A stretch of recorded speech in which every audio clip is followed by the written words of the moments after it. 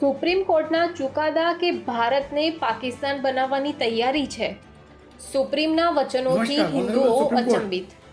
कोई इंडिविजुअल को हम लोग क्रिटिसाइज नहीं कर रहे। ऑनरेबल सीजीआई संजीव खन्ना साहब, आप तो अभी रिटायर होने वाले हो अगले महीने।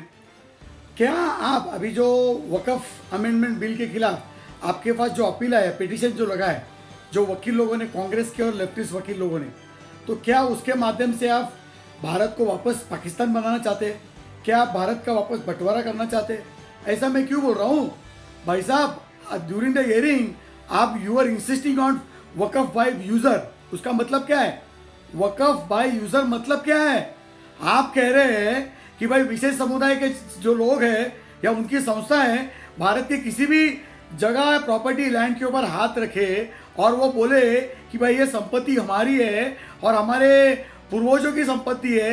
11 12 सेंचुरी के समय से जब आक्रांताओं लोगों ने टर्की, अफगानिस्तान, पाकिस्तान, तुर्की, वहाँ से जो लोग आए थे आक्रांता है, उस समय से वो ज़मीन उनकी है और इसीलिए उनको देना चाहिए। ऑनरेबल सीजीआई संजीव खन्ना साहब और आपके जो दूसरे तो जो बेंच है, जजेस बेंच है, क्या आपने वक़्फ़ अमेंडमेंट बिल पढ़ा है आपने? मुझे नहीं लगता आपने वो वक़्फ़ अमेंडमेंट कानून जो पार्लियामेंट में पास किया आपने पढ़ा होगा। क्या आपने कॉन्स्टिट्यूशन ऑफ इंडिया वो भी आपने पढ़ा है? आप क्या बोल रहे हो भाई साहब? वक़्फ़ बाय यूज़र मतलब क्या है? 13वीं सेंचुरी, तेरहवा जो दशक था सेंचुरी का, उस वक्त जो आक्रांता लोग आए थे वो सारी ज़मीनें भारत पूरा उनको वापस दे दे। आप क्या कह रहे हो? वक़्फ़ बाय यूज़र मतलब क्या है? और उसके विपरीत हमारा जो राम मंदिर का जो आंदोलन हुआ, वहाँ पे प्रभु रामचंद्र का जन्म स्थान है, उस टाइम सुप्रीम कोर्ट ने सबूत मांगे थे, डॉक्यूमेंट मांगे थे। भाई हमको डॉक्यूमेंट दिखाओ कि यहीं पे जन्म हुआ है, यहीं पे मंदिर रामलला का है, उसके कागज़ दिखाओ। मथुरा में हमारे जो प्रभु कृष्ण भगवान का जो जन्म स्थान है, उसके ऊपर आप क्यों कागज़ मांग रहे हैं? ज्ञानवापी के ऊपर आप कागज़ क्यों मांग रहे हैं?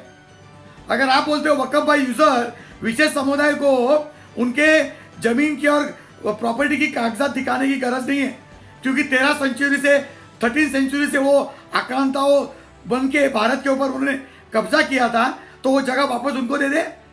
ऑनरेबल सीजीआई संजीव खन्ना साहब, आपकी बेंच है, आप क्या कर रहे हो? आप भूल गए 1947 में भारत का विभाजन हुआ था, पार्टीशन ऑफ इंडिया धर्म के आधार के ऊपर हुआ था। उस वक्त क्या हुआ था? विशेष समुदाय के जो आक्रांत लोग जो भारत में आए थे, उनको एक बहुत बड़ा जमीन का हिस्सा, भारत का जमीन का हिस्सा उनको दिया ना पाकिस्तान के माध्यम से। और ईस्ट पाकिस्तान जो अभी बांग्लादेश बन गया, वो भारत का हिस्सा तोड़ के उनको दे दिया। वो वक़्फ़ नहीं था तो क्या था? वो भारत की जगह थी, उनको दे दी बगैर कागज दिखा के। अभी आप बोलते हो वक़्फ़ बाय यूज़र मतलब बगैर कोई कागज दिखा के कोई विशेष समुदाय का इंसान या कोई संस्था है, कोई प्रॉपर्टी और जगह के ऊपर हाथ रखती है तो उनका हो जाएगा वो, और उनको वो प्रॉपर्टी का कागजात दिखाने की गरज नहीं, क्योंकि उनके पूर्वज लोग 13वीं सेंचुरी से वहाँ पे आके बैठे। आप क्या कर रहे हो भाई साहब?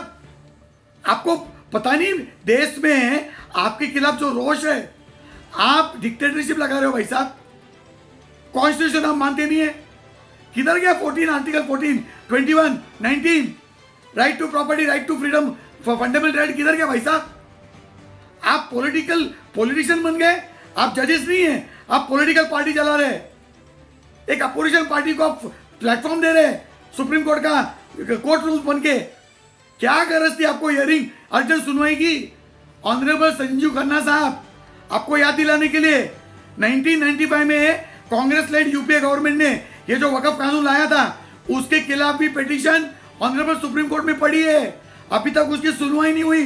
1995 से लेकर आज 2025 30 साल हो गए, उसकी कोई सुनवाई नहीं हुई, अभी तक सुनवाई नहीं हो रही है। फैसला तो दूर की बात। सिमिलरली 2013 में कांग्रेस सरकार ने 2014 के लोकसभा चुनाव के पहले वक़्फ़ अमेंडमेंट बिल लाया था, उन्होंने उसको अमेंड किया था वक़्फ़ कानून को। उसके जरिए उन्होंने दिल्ली की 123 प्रॉपर्टियां विशेष समुदाय के संस्थाओं को दान कर दी, डीनोटिफाई कर दी। सरकार की जमीनें, प्राइम लोकेशन की जगह जमीनें, प्रॉपर्टी है दिल्ली में, और कांग्रेस यूपीए गवर्नमेंट ने 2013 वक़्फ़ कानून में बदलाव करके उनको दे दी। उसके खिलाफ भी पिटीशन अभी भी सुप्रीम कोर्ट में पेंडिंग पड़ा है। 12 साल हो गए। 95 वाला अमेंडमेंट के खिलाफ पिटीशन PIL सुप्रीम कोर्ट में पेंडिंग पड़ी है। और 2013 से भी जो अमेंडमेंट कांग्रेस ने किया था संपत्ति बांटने का, उसके खिलाफ भी याचिका पिटीशन अभी सुप्रीम कोर्ट में पेंडिंग है। मतलब दो पिटीशन पेंडिंग है भाई साहब। एक 1995 वाला 30 साल हो गए, सुनवाई नहीं हो गई, और 2013 उसके खिलाफ भी पिटीशन पेंडिंग है। तो अभी जो 2025 में संसद ने जो अमेंड किया है वक्फ कानून, जिसके माध्यम से कागज दिखाना पड़ेगा, आपकी खुद की जमीन है वही दान कर सकते हैं, ना कि वो दारुल इस्लाम भारत में लगाने का आप परमिशन मत दे दो भाई। तो अभी 2025 का जो अभी कानून अमेंड हुआ है उसके खिलाफ जो पिटीशन लग गई, इतनी अर्जेंटली आप क्यों सुनवाई के लिए आपने ले ली? 2013 और 1995 का पिटीशन वो कभी सुनेंगे आप? उसके ऊपर कभी सुनवाई होगी, उसके ऊपर फैसला कब होगा? और 2025 का पिटीशन आपने अभी ले लिया, क्या बेस के ऊपर? आप रिटायर होने वाले हो, अभी दूसरा सीजे आएगा। आप कॉन्स्टिट्यूशन मानते हो? नहीं मानते, आपके ऊपर लागू ही नहीं है। वो एक सीजे चंद्रशूर साहब ने बोला था ऑन रिकॉर्ड, कॉन्स्टिट्यूशन और पार्लियामेंट के कोई भी एक्ट आपके ऊपर लागू नहीं होते। पार्लियामेंट को एक कानून पास करता है, उसको आप नजरअंदाज क्यों करते हो? उसके खिलाफ क्यों जाते हो भाई साहब?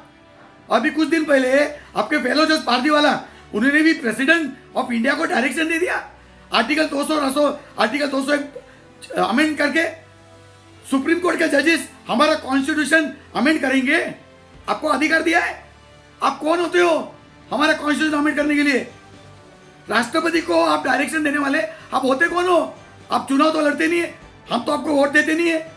हमने जिनको वोट दिया वो पार्लियामेंट में बैठ के कानून बनाते हैं, और उसके खिलाफ आप पीआई लॉबीज, वामपंथी कांग्रेस जो चुनाव हारती है, जो लोग उनको हराते हैं, उनको आप देश के ऊपर राज कराने के लिए देते हो थ्रू पीआईएल पिटीशन। तो honourable supreme court CGI Sanjeev Khanna साहब, पहले 1995 का जो पीआईएल पड़ा है वक्फ कानून के खिलाफ, और 2013 का भी वक्फ अमेंडमेंट के खिलाफ जो पीआईएल है, उसको सुनवाई कीजिए। बाद में 2025 का अमेंड के ऊपर बात कीजिए। आपने पूरी हिटलरशाही लगाई भाई साहब, पूरे जजेस लोग ने हिटलरशाही लगाई। इतना करप्शन चल रहा है, आपका जज के हाईकोर्ट का जज के घर में करोड़ों कैश मिल गई, कोई एफआईआर नहीं, कोई बात नहीं, सिर्फ इन हाउस कमेटी। अपने आप को बचाने की कोशिश करते हो।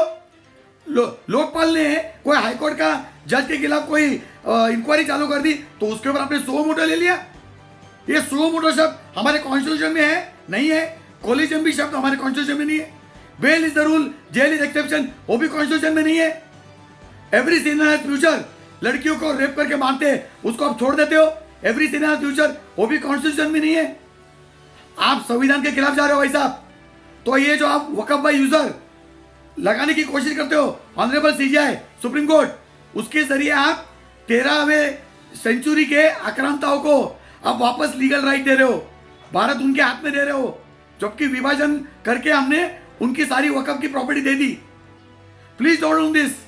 लोगों का पूरा गुस्सा आपके खिलाफ। હિન્દુઓ જો સુપ્રીમ સામે ન ઊભા રહે તો આપનું ભવિષ્ય કોણ બચાવશે?